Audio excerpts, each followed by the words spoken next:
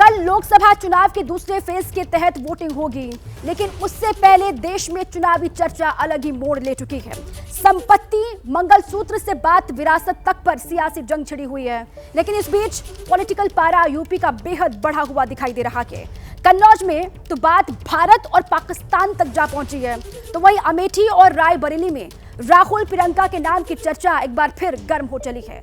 अब देखना है कि 24 के चुनाव में पक रही सियासी खिचड़ी किसका स्वाद बिगाड़ेगी, इसकी भी चर्चा।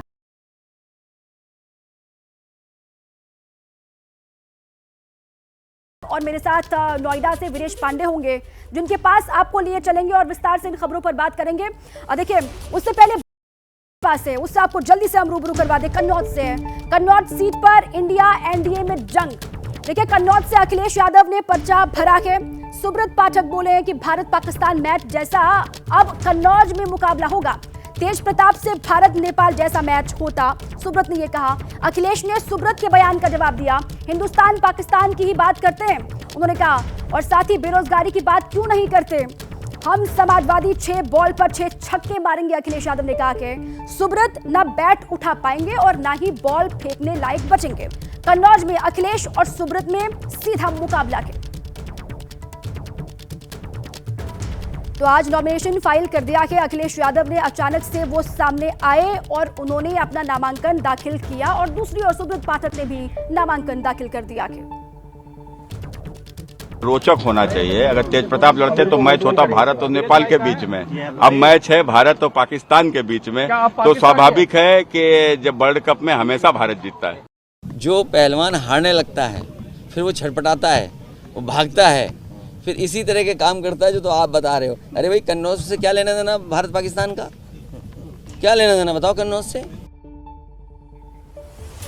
देखिए, पहले हाँ फिर ना, बार बार ये अखिलेश यादव ऐसा क्यों करते रहे, कंफ्यूजन कहां पर है, इस पर आइए विस्तार से बात करते हैं। आपको कुछ डिटेल्स है उसे रूबरू करवा दे। देखिए, पहले ना फिर हाँ, अखिलेश को कंफ्यूजन कहां पर है।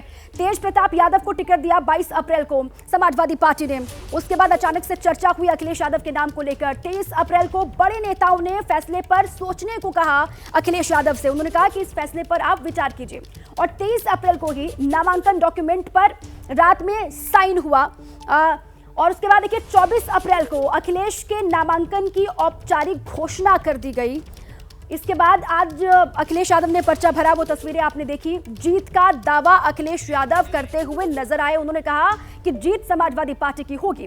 वीरेश पांडे का सीधे रुख कर लेते हैं। वीरेश, ये कंफ्यूजन समाजवादी पार्टी को या फिर अखिलेश यादव को कहां पर और क्यों रहा? पहले ना फिर हाँ, उसके बाद आज उन्होंने पर्चा दाखिल कर दिया।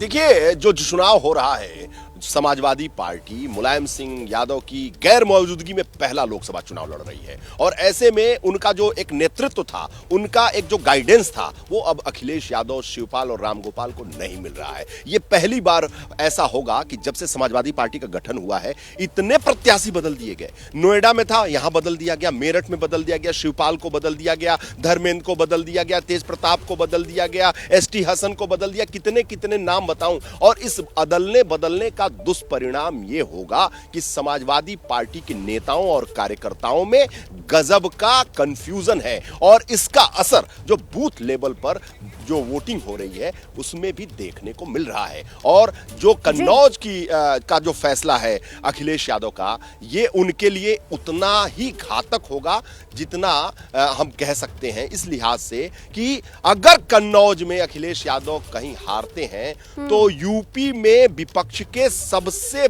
बड़े नेता की हार होगी, और विपक्ष पूरी तरीके से ध्वस्त हो जाएगा। इस बात पे मैं गौर करके कहना चाह रहा हूं। जी, ठीक है, लौटेंगे आपके पास, ठीक है, लौटेंगे आपके पास। इसी बीच एक और बड़ी खबर है। देखिए, अखिलेश यादव की उम्मीदवारी पर अपर्णा यादव का तंज।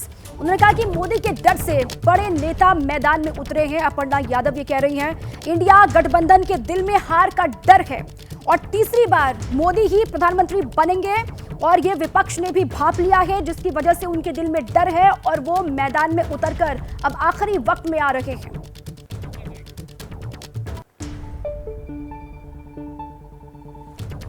इनके बड़े नेताओं ने यह तय किया है अब, क्योंकि उनको पता है कि वो मोदी जी से उनको कहीं ना कहीं बहुत ज़्यादा, कहीं ना कहीं नहीं बोलूँगी, डर है, भय है, तो अब वो सारे बड़े नेताओं को अपने उतार रहे हैं चुनाव में। और प्रधानमंत्री जी निश्चित रूप से तीसरी बार प्रधानमंत्री बनेंगे, कोई भी मैदान में उतर आए। तो अपर्णा यादव को आपने सुना। वीरेश का एक बार जल्दी से फिर से रुख कर लेते हैं। वीरेश, जैसे कि अपर्णा यादव भी कह रही है, वो तो कह रही है कि अब विपक्ष को ये लग गया है कि मोदी ही तीसरे टर्म में फिर से आ रही है, पीएम बन रहे हैं, इस वजह से डर के मारे अब सभी अलग अलग दलों से निकल करके बड़े नेता बाहर आ रहे हैं, मैदान में आ रहे हैं।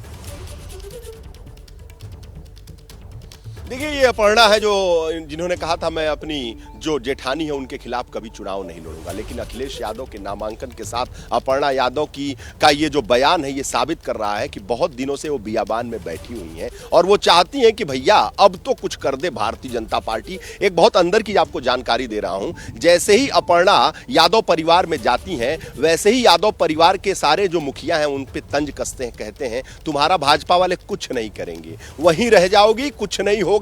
और ये जो अपर्णा यादव का बयान है, उनके सलाहकारों ने बताया है कि अब निकलो, कुछ बोलो, नहीं तो कुछ नहीं मिलने वाला है, वेटिंग तुम्हारा कभी कंफर्म नहीं होगा। तो अपर्णा यादव के इस बयान को इस रूप में मैं देखता हूं, कोई बहुत बड़ा राजनीतिक बयान भूचाल के रूप में नहीं देखता हूं। उनको कुछ मिल नहीं रहा, अब इस तरीके से वो बयान दे रही हैं।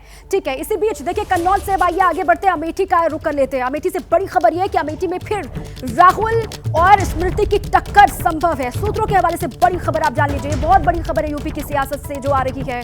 अमेठी से चुनाव लड़ सकते हैं राहुल गांधी और रायबरेली से प्रियंका गांधी उम्मीदवार हो सकती है कांग्रेस पार्टी की। और खबर तो यह भी कि 1 से 3 मई के बीच में नॉमिनेशन हो सकता है कि राहुल और प्रियंका का जल्द गांधी परिवार उम्मीदवारी पर आखिरी फैसला लेगा। लेकिन राहुल गांधी जी, हम सबको यकीन है आएंगे, किसी शुभ मुहूर्त पर आएंगे, समय पर आएंगे और अमेठी में इस बार वो चुनाव जीतकर यहां से एमपी बनकर भारत के प्रधानमंत्री बनकर ये रिकॉर्ड बनाएंगे कि अमेठी में सबसे ज्यादा वोट से राहुल गांधी जी 2024 का चुनाव जीतेंगे। अब देखिए अमेठी और रायबरेली के लिए हाथ का प्लान क्या क्या, आइए इस पर कुछ जानकारी हमारे पास है, वो जल्दी से आपको बता दें। मीडिया रिपोर्ट्स के मुताबिक आपको दें कि पहले रामलला के दर्शन करेंगे राहुल प्रियंका, ये जानकारी सामने आ रही है। अयोध्या जाने के बाद नाम पर संभव है मुहर लगनी, ये बात भी सामने आ रही है। और अमेठी में राहुल गांधी की टीम ने कैंप किया गया, वहां पर लगातार राहुल गांधी की टीम मौजूद है। अमेठी रायबरेली में इंटरनल सर्वे भी कांग्रेस पार्टी ने करवाया है और इसके अलावा रिपोर्ट कांग्रेस हाईकमान को सौंप दी गई है। इंटरनल सर्वे रिपोर्ट में दावा किया गया राहुल प्रियंका अगर वहां पर मैदान में उतरते हैं तो उनकी जीत निश्चित तौर पर होगी। नामांकन के लिए 1 मई की डेट दी गई है, यह भी बात सामने आ रही है। इसके अलावा देखिए आप 1 मई को राहुल गांधी का शक्ति प्रदर्शन भी दिखाई देगा और 27 अप्रैल को अमेठी पहुंच सकते हैं राहुल गांधी, ये भी बात सामने आ रही है। सीधे जैनेंद्र कुमार का रुख कर लेते हैं। जैनेंद्र, ये इतना देखिए वक्त तो बहुत कम बचा हुआ है, अब वेट एंड वॉच की स्थिति में कांग्रेस पार्टी दिखाई दे रही है। ये इंतजार किस लिए? कल के चुनाव हो जाने का इंतजार किया जा रहा है, उसके बाद नाम का ऐलान कर दिया जाएगा ऑफिशियल तौर पर।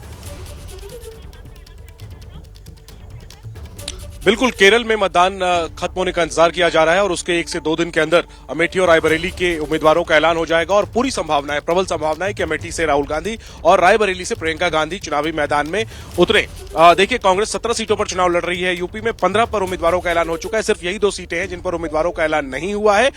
राहुल और प्रियंका गांधी के लड़ने के पीछे जो मुख्य वजह है वो ये है कि ये दोनों सीटें गांधी परिवार का गढ़ रही है लंबे समय से। हालांकि पिछली बार 2019 में स्मृति ईरानी ने राहुल गांधी को हरा दिया था, लेकिन अगर गांधी परिवार का सदस्य चुनावी मैदान में नहीं होगा अमेठी और रायबरेली से तो फिर कांग्रेस के लिए यह सीट जीतनी इस बार मुश्किल होगी। और यही वजह है कि अपने गढ़ को बचाए रखने के लिए एक बार फिर से गांधी परिवार के 2 सदस्य इन सीटों से चुनावी मैदान में उतरने वाले। हालांकि औपचारिक ऐलान का जो है वो इंतजार है। अपर्णा, एक आखिरी में ये बात जोड़ दूं कि जो सबसे पहले हमने बताया है कि अयोध्या जाने का कार्यक्रम है अमेठी रायबरेली से पहले, वो तथ्यात्मक तौर पर सही नहीं है। ऐसा फिलहाल कोई कार्यक्रम नहीं है अयोध्या जाने का।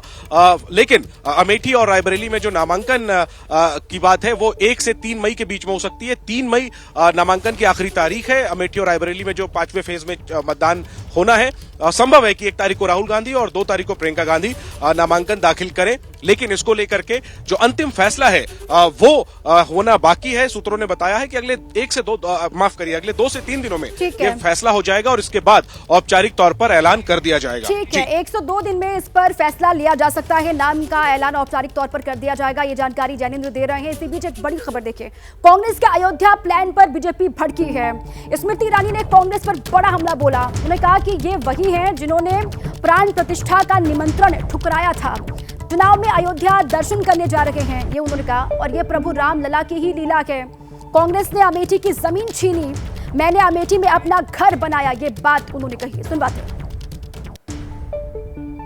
देखो प्रभु की लीला, ये वही राहुल गांधी प्रियंका वाड्रा हैं जिनके परिवार ने देश के न्यायालय में ये दस्तावेज दे दिया कि भगवान राम का कोई अस्तित्व नहीं।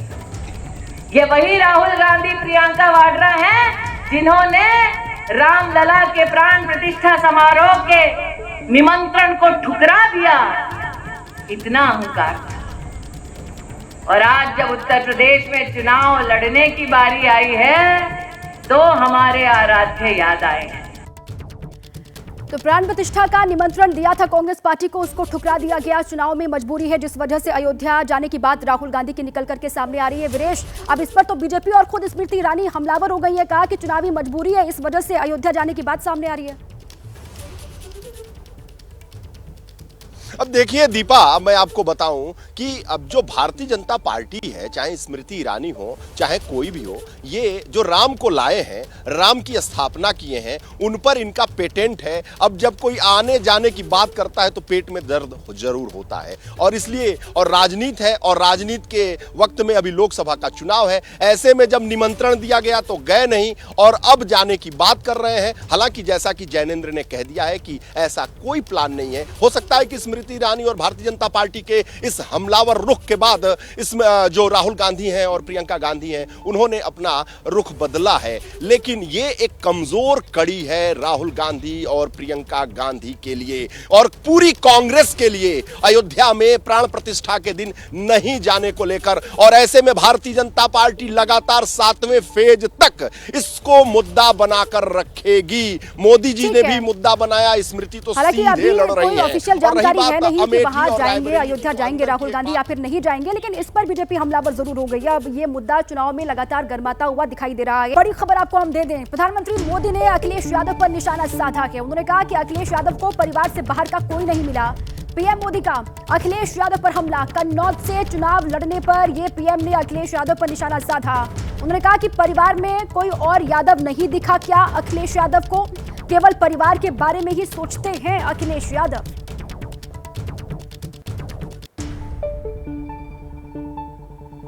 क्या यूपी में सपा को अपने परिवार के बाहर का एक भी यादव ऐसा नहीं मिला जिसे वो टिकट दे सके?